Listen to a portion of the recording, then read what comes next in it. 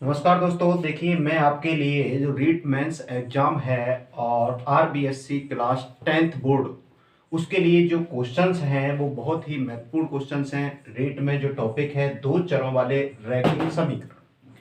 तो यहाँ जो टॉपिक चल रहा है अपना दो चरों वाले रैखिक समीकरण, उसकी दो वीडियो हम डाल चुके हैं और ये आपका तीसरा वीडियो है। ये यहाँ पर बहुत ही इंपॉर्टेंट क्वेश्चन मैंने छांट छांट के आपके लिए तैयार किए हैं। तो देखिए दोस्तों, पहला जो क्वेश्चन है 2x प्लस बाई 3y बराबर 11 और 2x माइनस 4y बराबर माइनस 24 को हल कीजिए और m का मान ज्ञात करो जिसके लिए y बराबर mx प्लस 3 है।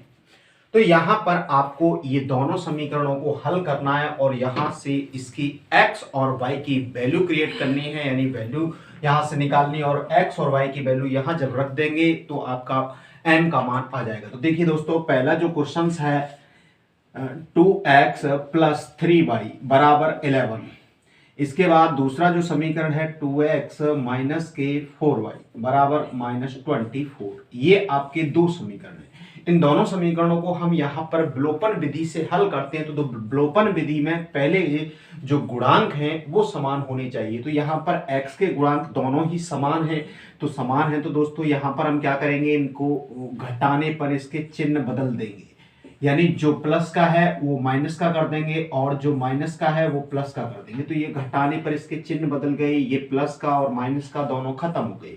ये दोनों जब खत्म हो गए तो आपके पास क्या बचा है, ये प्लस के 3 है। अब ये प्लस का है ना कि माइनस का, तो प्लस के 3 और प्लस के 4 प्लस के 7 बराबर ये भी प्लस के हो गए। अब ये 11 है तो ये हो गया आपका 35, दोनों को जोड़ दिया यानी y बराबर आ गया आपका 35/7। 7 का इसमें भाग देंगे तो y का मान कितना आ गया, 5 आ गया। तो आप y का जो मान है वो किसी भी समीकरण में रख दीजिए, या तो 1 में रख दीजिए या 2 में रख दीजिए। तो यहाँ y का मान मैं समीकरण 1 में रख देता हूं। तो y का मान समीकरण 1 में रखने पर, तो y का मान यहाँ पे 1 में रखेंगे तो देखिए 2x प्लस 3y के स्थान पे 5 बराबर 11। देखिए 2x प्लस के 15 ये गुणा हो गया इधर ये। अब इसका पक्षांतरण कर लीजिए तो 2x बराबर 11 माइनस 50। तो देखिए 11 में से 15 घटाइए तो माइनस के बचे कितने बचे, देखो माइनस के बचे 4। ये 2x बराबर माइनस के 4, तो x बराबर माइनस 4/2 यानी माइनस का 2। तो यहां पर ये सॉल्यूशन आपको पूरा ही करना पड़ेगा क्योंकि यहां पर m का मान पूछा है। यदि m का मान नहीं पूछता है, केवल यहां पर x और y का मान पूछता है, तो वहां आप ऑप्शन से हल कर सकते हैं। ऑप्शन के मान रख देंगे तो ये बराबर आएगा। और यदि आपको इस तरीके का क्वेश्चन पूछता है तो ये आपको हल करना ही पड़ेगा। तो वहां से आपको ये x और y की वैल्यू मिल जाती है। अब आपके पास समीकरण है y बराबर mx प्लस 3। तो यहां पर x और y के मान रख देंगे। y का मान आया आपका 5, x का मान -2 है, प्लस के 3, तो देखिए ये माइनस के 2m हो गया और प्लस के 3। तो -2m को अपन इधर लाएंगे तो प्लस के 2m हो जाएंगे। इस 5 को उधर ले जाएंगे तो देखिए ये 5 उधर गया, माइनस का हो गया। तो यहां से देखिए कितने बचे, -5। इस 5 में से इसको घटा दीजिए तो माइनस के बचेंगे 2। तो ये आपका 2m बराबर -2। तो यहां से m का मान हो जाएगा दोस्तों -2/2 यानी m बराबर -1। तो इस तरीके से हम m की वैल्यू क्रिएट कर सकते हैं। तो एक बार इसका स्क्रीनशॉट ले लीजिए।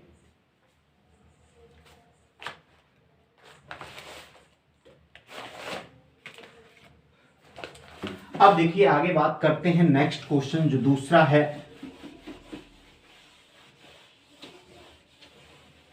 दो संपूरक कोणों में बड़ा कोण छोटे कोण से 18 डिग्री अधिक है, उन्हें ज्ञात करो।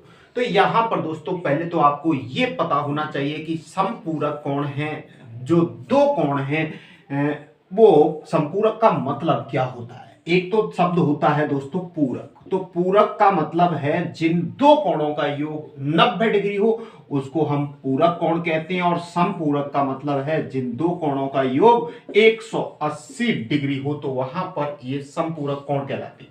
अब मान लीजिए हमने जो कोण माने x व y, दोनों ही कोण आपके x और y हैं, तो यहां पर एक शब्द आपका जो संपूरक है इससे एक समीकरण बन जाएगा। तो कैसे बनेगा दोस्तों कि संपूरक कोणों को, यानी दोनों संपूरक जो कोण होते हैं उनका योग 180 डिग्री होता है, तो एक समीकरण दोस्तों यहां से आपका बन जाएगा। यदि आपको पता ही नहीं है कि संपूरक कोण क्या होता है तो आप समीकरण भी नहीं बना सकते। इसके बाद कह रहा है कि बड़ा कोण छोटे कोण से 18 डिग्री अधिक है। अब मान लीजिए यहां पर ये x और ये y, देखिए मैंने पिछली वीडियो में भी इसके बारे में बताया था। बड़ा कोण, अब बड़ा कोण कौन सा है, मान लीजिए x बड़ा है y से, तो यहां हमने खुद स्वयं मान लिया कि ये जो x है वो y से बड़ा है। अब सवाल कह रहा है कि जो बड़ा कोण है वो छोटे कोण से 18 डिग्री अधिक है, तो बड़े कोण में आपको 18 अधिक है, ये बात आपको ध्यान रखनी है। तो दोस्तों यहां पर ये वाली गलती नहीं करनी है कि बड़ा कोण छोटे कोण से 18 डिग्री अधिक है, यानी बड़े कोण में नहीं जोड़ना है, ये बात आपको विशेष ध्यान रखनी है। यदि x वाला कोण बड़ा है तो इधर जोड़ के उसको बराबर कर लेंगे, यदि y बड़ा है तो x में जोड़ना है और x बड़ा है तो y में जोड़ना है, ये बात आपको विशेष ध्यान रखनी है। तो यहां पर दोस्तों देखिए ये आपका हो गया x, इसका मैंने पक्षांतरण किया माइनस के y बराबर ये आपका 18 है, ये आपका समीकरण 2 गया। दोनों समीकरणों को यहां पर हल कीजिए, तो यहां पर इन दोनों को हल करेंगे, देखिए x प्लस y बराबर 180। अब दोस्तों यहां पर मुझे घटाने पर लिखने की आवश्यकता नहीं है, क्योंकि y के गुणांक यहां पर समान हैं लेकिन इनके चिन्ह भी अलग अलग हैं, तो आप घटाने पर लिखोगे तो ये चिन्ह आपके चेंज हो जाएंगे, ठीक है। तो यहां पर y का विलोपन हो जाएगा बिना घटाने पर, और x और x ये हो गया आपका 2x बराबर 180 और 18 हो गया 198। तो यहां पर x का मान हो जाएगा दोस्तों 198/2, यानी 2 नाम 18 और फिर से 2 नाम 18, 99 डिग्री। एक कोण तो आपका 99 डिग्री हो गया।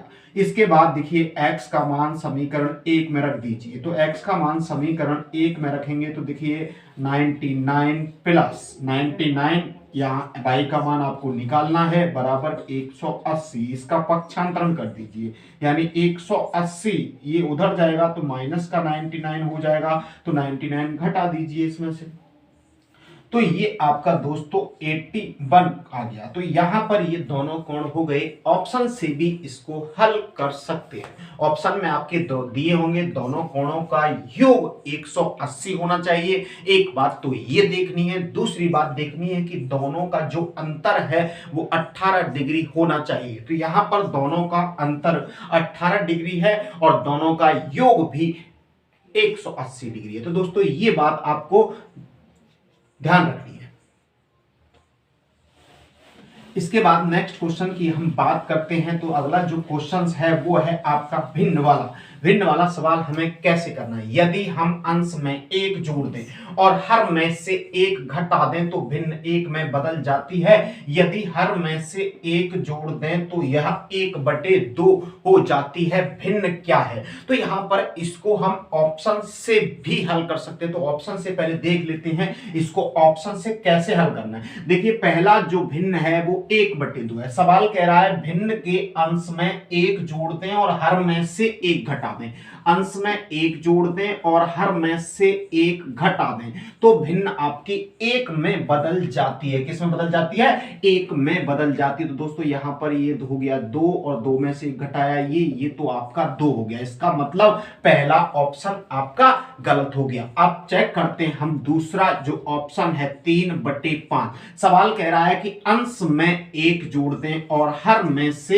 1 घटा दें, तो दोस्तों यहां पर 3 + 1 हो गया 4 और 5 में से 1 घटाया तो ये आपका 4 में 4 का भाग दिया तो 1 आया। यहां पर दोस्तों देखिए सवाल कह रहा है हम अंश में 1 जोड़ दें हर में से 1 घटा दें तो भिन्न 1 में बदल जाती है। इसका मतलब आपका बी वाला जो ऑप्शन वो सही हो सकता है। अभी दूसरी शर्त और है, यदि हर में 1 जोड़ दें तो यह 1/2 हो जाती है। अब दोस्तों इसके हर में 1 जोड़ दो, केवल हर में, अंश का कुछ नहीं कहा उसने, तो हर में 1 जोड़ देते हैं तो भिन्न आपकी देखो 3 और ये हो गया आपका 6, 3 एकम 3 और 3 दूना 6। इसका मतलब ये बात बिल्कुल सत्य है कि आंसर आपका 3/5 है।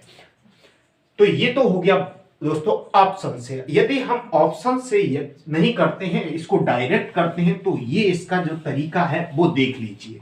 तो देखिए यहां पर अगर इसको हम ऑप्शन से नहीं करते, हम भिन्न को x/y मान लेते हैं। पहला जो है आपको भिन्न x/y मान लेनी, फिर कह रहा है अंश में 1 जोड़ दें, अंश में 1 जोड़ दिया, हर में से 1 घटा दिया, तो भिन्न किस में बदल जाती है? 1 में बदल जाती है। यानी अंश में 1 जोड़ दें और हर में से 1 घटा दें, अंश में 1 जोड़ा, हर में से 1 घटाया, तो भिन्न 1 में बदल जाती है। दोस्तों इसके बटे में 1 लिख के आपको बच गुणा कर देना है। यहां पर इसका x+1 का 1 से गुणा हुआ तो x+1, y-1 का 1 से गुणा किया तो y-1।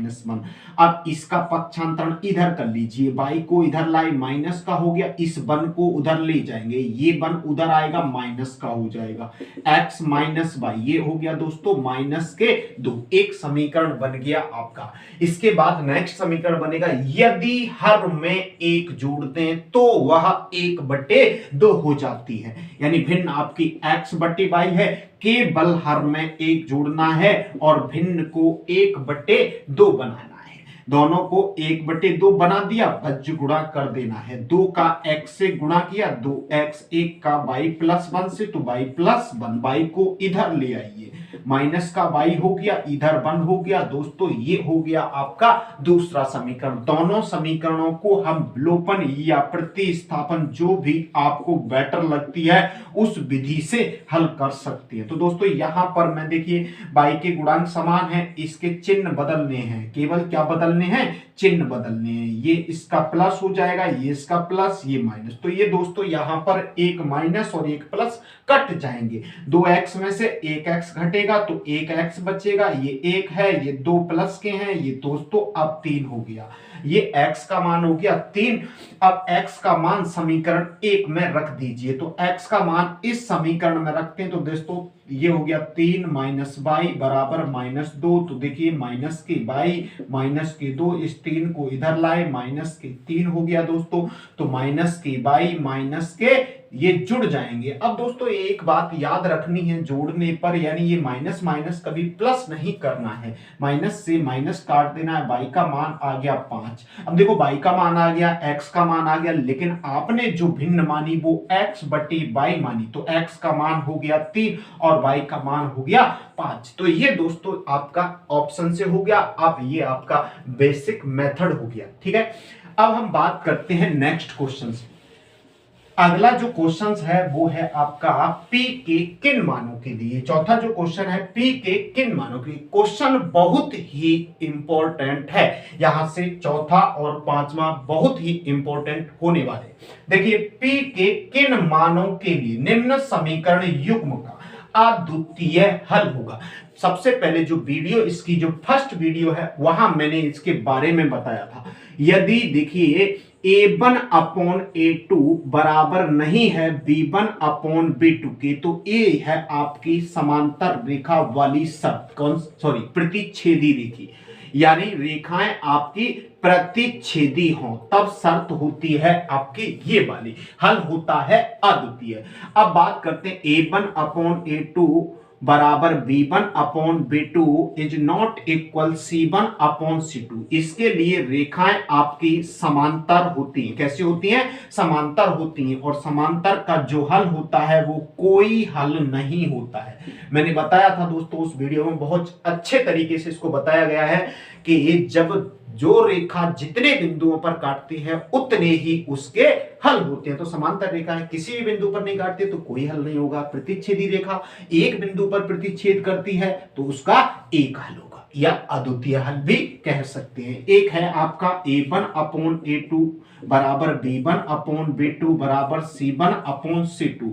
इसके लिए अनेक हल होंगे। तो अनेक हल होते हैं आपके समपाती रेखाओं के लिए। तो समपाती रेखाओं के अनेक हल होते हैं।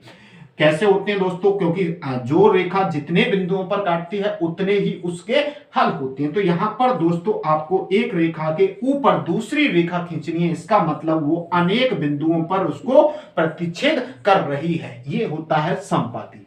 अब हम बात करते हैं यहां पर अद्वितीय हल के बारे में। कहा तो अद्वितीय हल की शर्त आपको काम में लेनी है। तो अद्वितीय हल की ये वाली शर्त है, इसको काम में ले लीजिए। समीकरण आपके सामने दिए हुए हैं, देखिए यहां पर a1 का मतलब है पहले समीकरण में x का गुणांक और a2 है दूसरे समीकरण में x का गुणांक, यानी 4/2 और ये हो जाएगा y का गुणांक p/2 हो जाएगा, p/2। लेकिन यहां पर नॉट इक्वल लगा हुआ है तो नॉट इक्वल ही करना है।